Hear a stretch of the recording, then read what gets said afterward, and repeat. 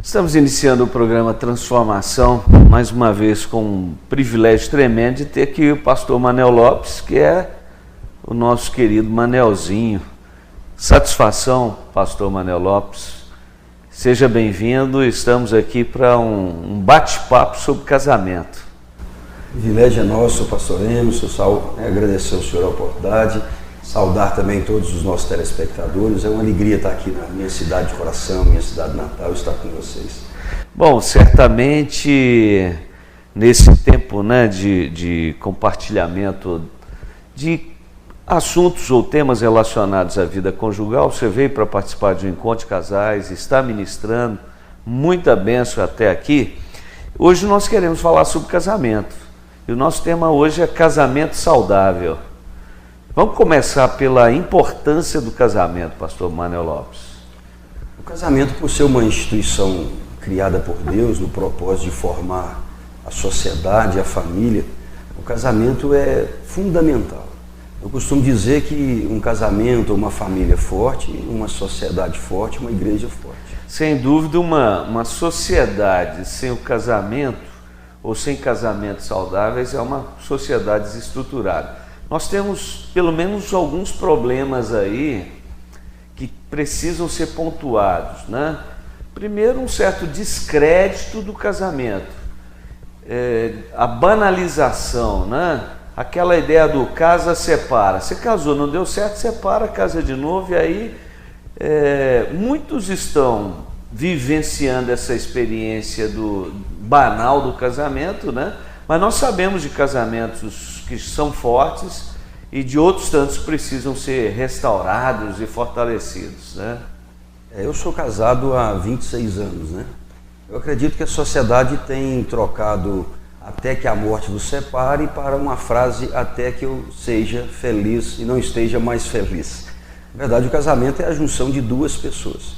A grande dificuldade é que as pessoas não são preparadas, na verdade, para estarem casadas.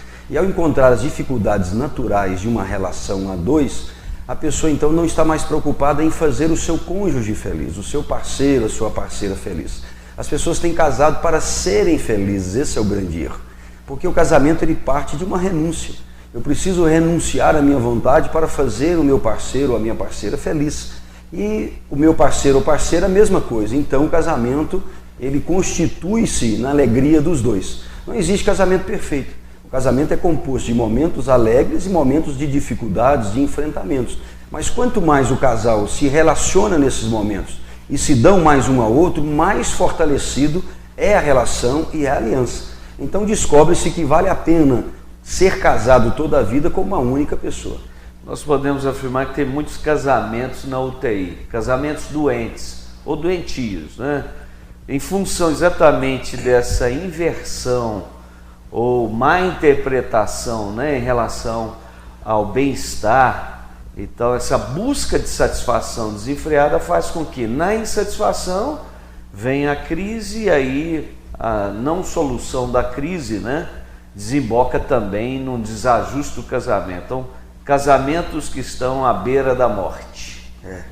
É porque, na verdade, você pega duas pessoas que, por mais que elas tenham namorado, noivado, elas vieram de criação diferente, de gostos diferentes. Isso se revela quando se vai viver debaixo do mesmo teto.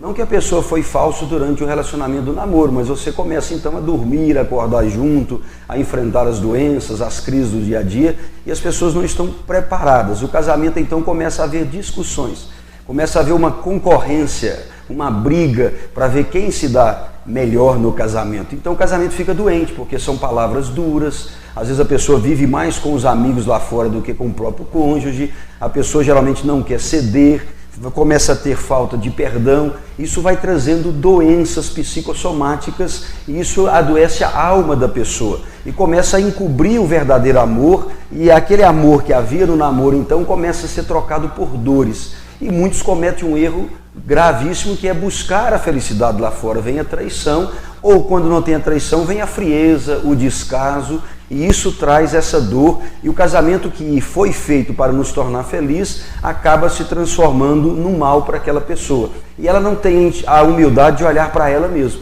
Ela quer corrigir o seu cônjuge, mas não quer ser adequado para ser feliz. Com o passar do tempo, né, essas mudanças históricas das gerações, a gente percebe aí algumas influências, como hoje as tecnologias, né?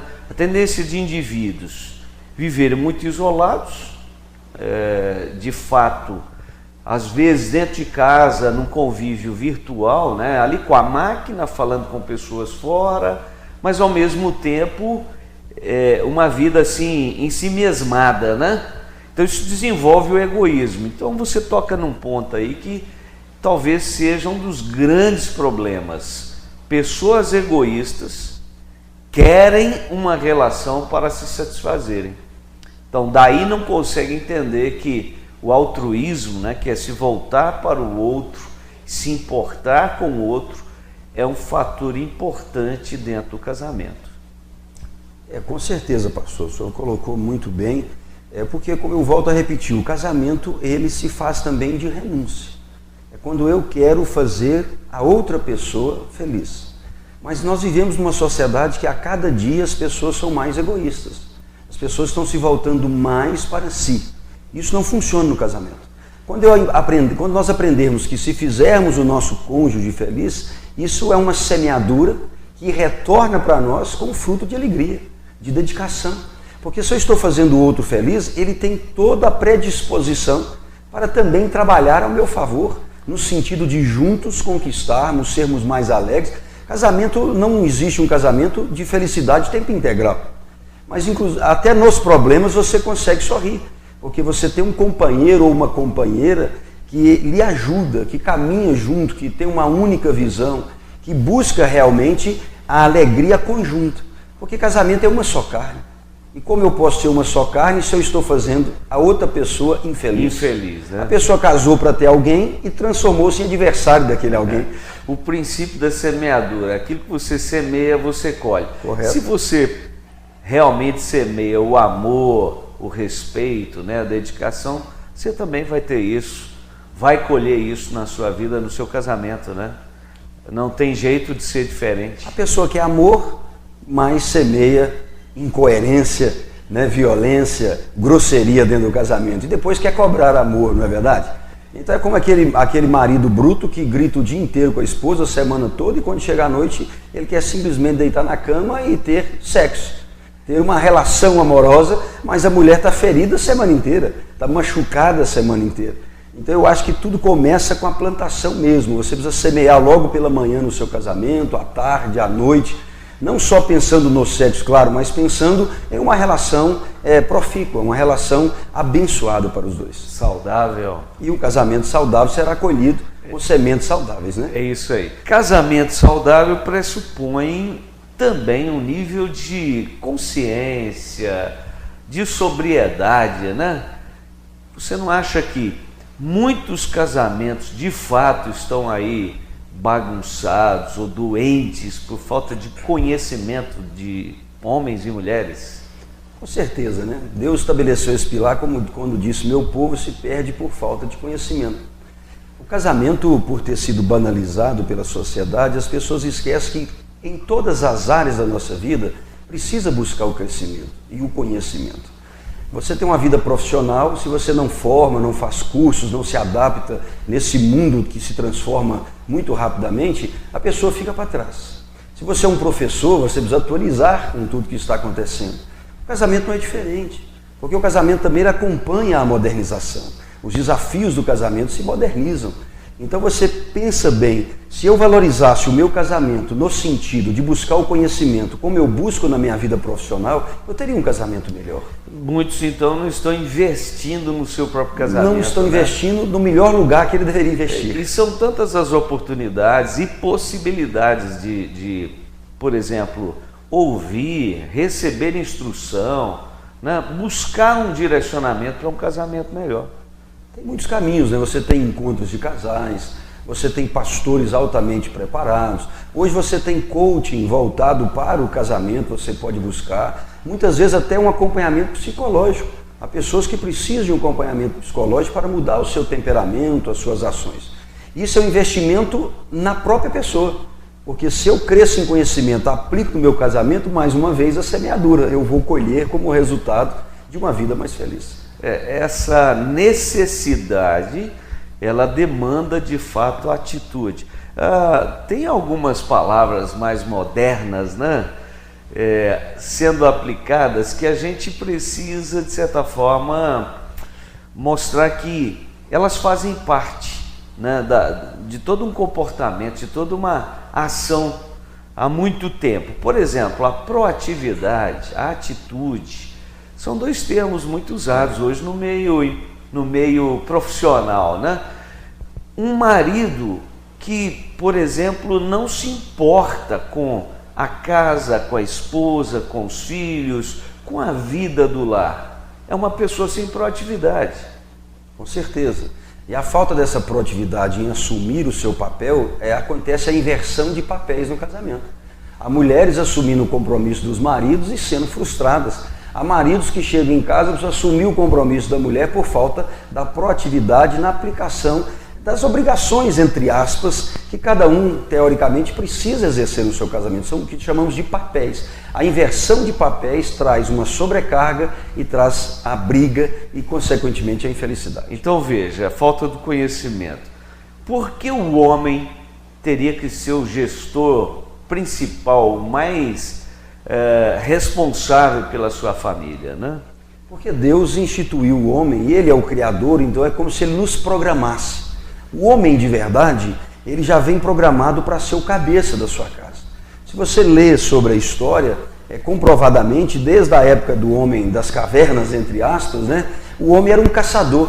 Ele saía para trazer o alimento para sua casa e a mulher cuidava. Isso não quer dizer que a mulher não pode trabalhar, não é nada disso. Exato. A modernização ela também vai trabalhar. Mas a mulher sabe que edifica a sua casa, ela trabalha, mas ela cuida da casa. Mesmo que ela tenha uma funcionária, alguém auxiliar, ela cuida, ela passa o olho. Às vezes ela se dedica a fazer algo para o marido e os filhos. E o homem, ele já nasce, o homem de verdade mesmo, que hoje infelizmente tem homens que não querem cumprir o seu papel de gestor, de cabeça, de gerador de receita, de cuidador. E a mulher, dentro dela também, Deus já implantou a necessidade de se sentir segura.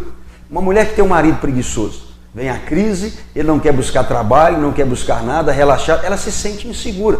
Isso não vai mudar. Você pode modernizar o homem e a mulher do jeito que nós quisermos, mas essa chave, ela está dentro da mulher e está dentro do homem. O potencial está dentro dos dois, né? Correto. Mas a gente tem aí uma sociedade, de certa forma, que influencia essa conduta. Então nós temos hoje, estatisticamente, um aumento do número de mulheres que assumem toda a responsabilidade pela família. A provisão, cuidado, tudo. É outra troca de papel que gera sobrecarga. Por mais que a mulher se esforce, a maioria que nós damos muito gabinetes pastorais, aconselhamentos de casais, as mulheres que exercem esse papel elas são altamente frustradas. Quando o marido está desempregado momentaneamente, é natural que aí se troquem os apoios, né?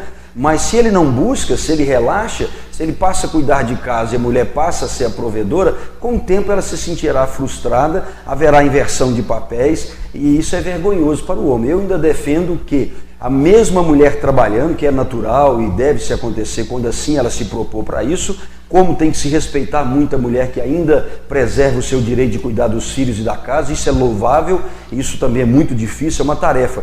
Mas quando o homem não é o provedor da sua casa, por preguiça, por negligência, não momentaneamente por situações, ele gera uma insatisfação muito grande na sua mulher. Ou seja, uma personalidade de fato omissa, né? Ela se reflete num comportamento incoerente para com a esposa, para com a família. Então nós precisamos resgatar. Então isso é uma doença que tem afetado muitos casamentos. Homens precisam ser curados, de fato, em relação ao seu papel, a sua postura dentro de casa, o assumir o casamento e a família. E aí voltamos à roda para a busca do conhecimento.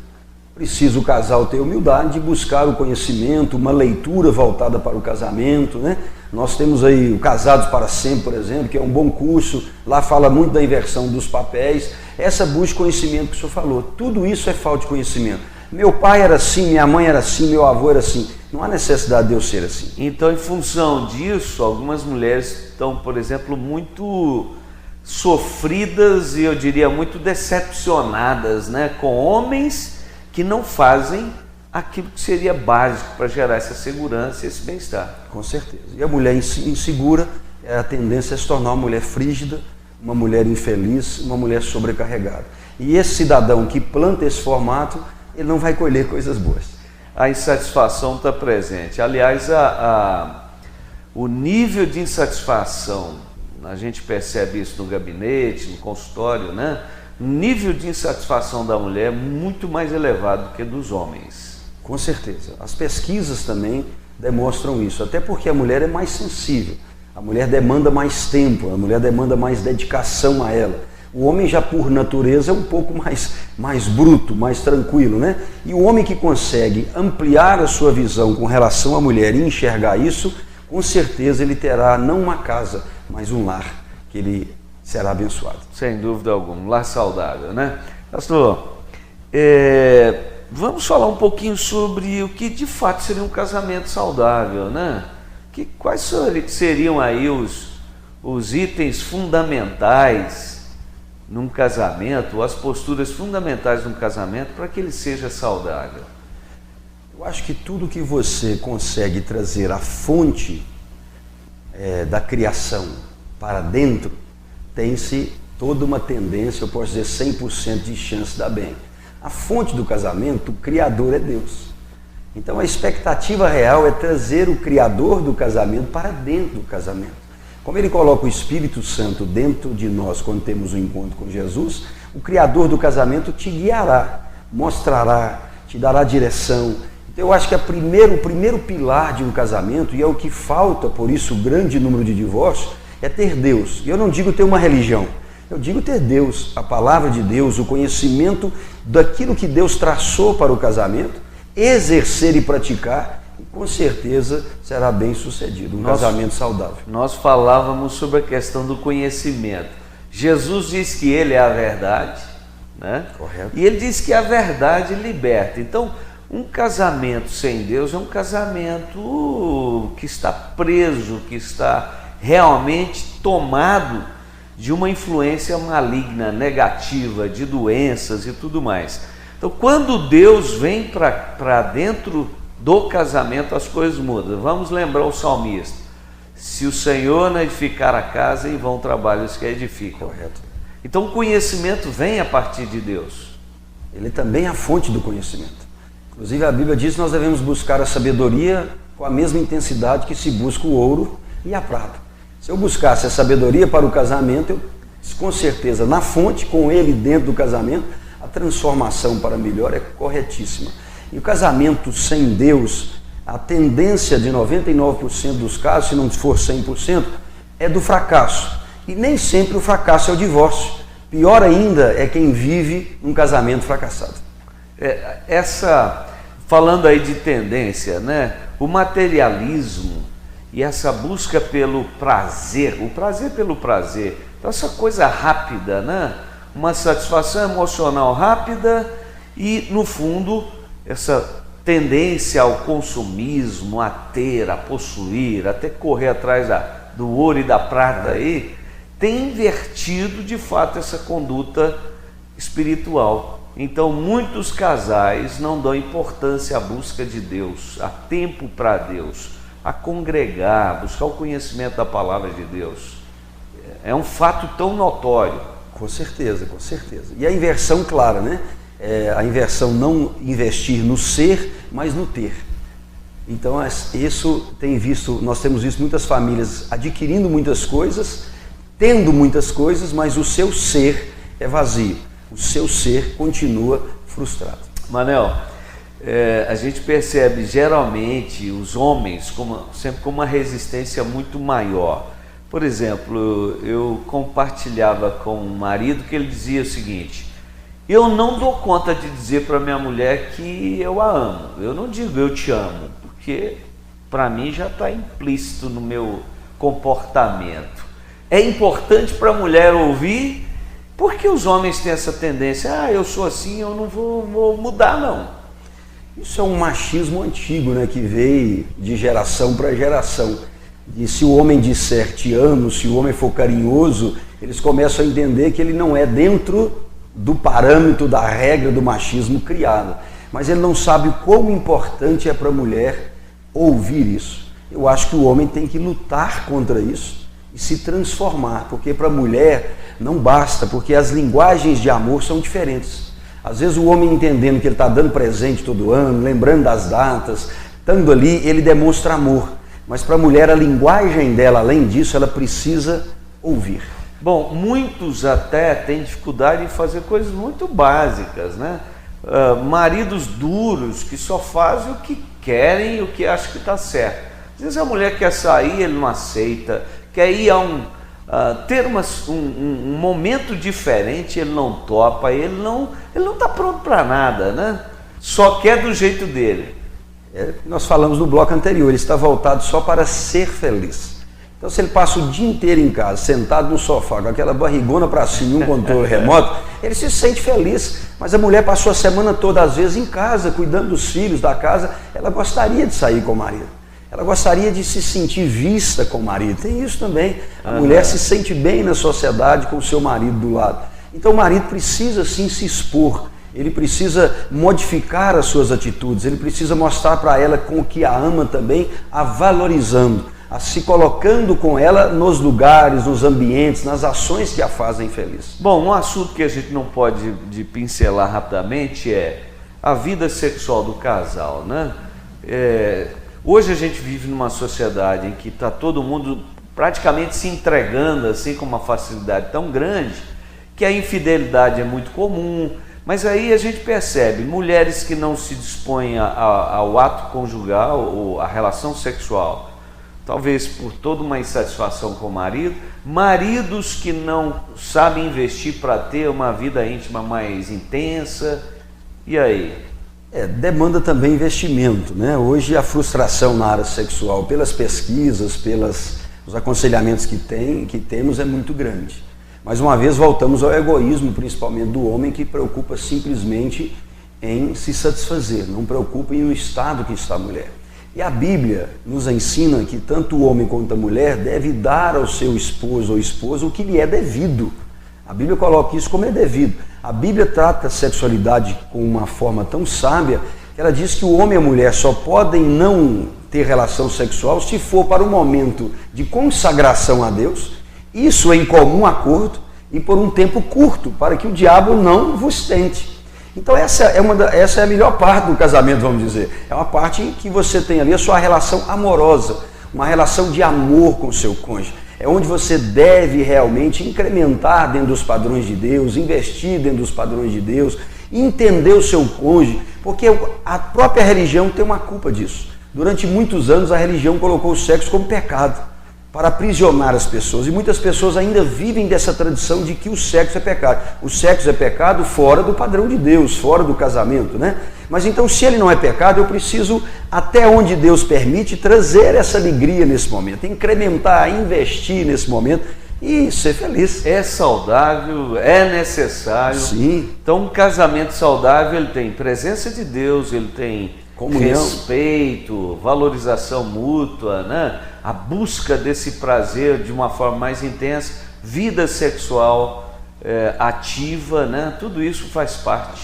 Ativa e boa para os dois lados. E boa para os dois. Tem muita gente que fica falando que é ativo, mas o seu parceiro ou parceira está extremamente infeliz. Infeliz. Né? Pastor Manuel, a gente está chegando ao final do nosso programa, não temos como prosseguir, mas obrigado pela sua presença e gostaríamos que você desse essa palavra final aí. Agradeço muito, né? Agradeço também, parabenizo a Transformados, a comunidade cristã Transformados, por estar investindo na família, no casamento, com esse encontro de casais. Quero deixar meu abraço, que Deus abençoe, leve Deus e Jesus para o seu casamento e você terá uma transformação que te alegrará. Muito obrigado pela oportunidade. Ok, obrigado. Que todos os casados possam investir e ter um casamento saudável. Até o nosso próximo encontro.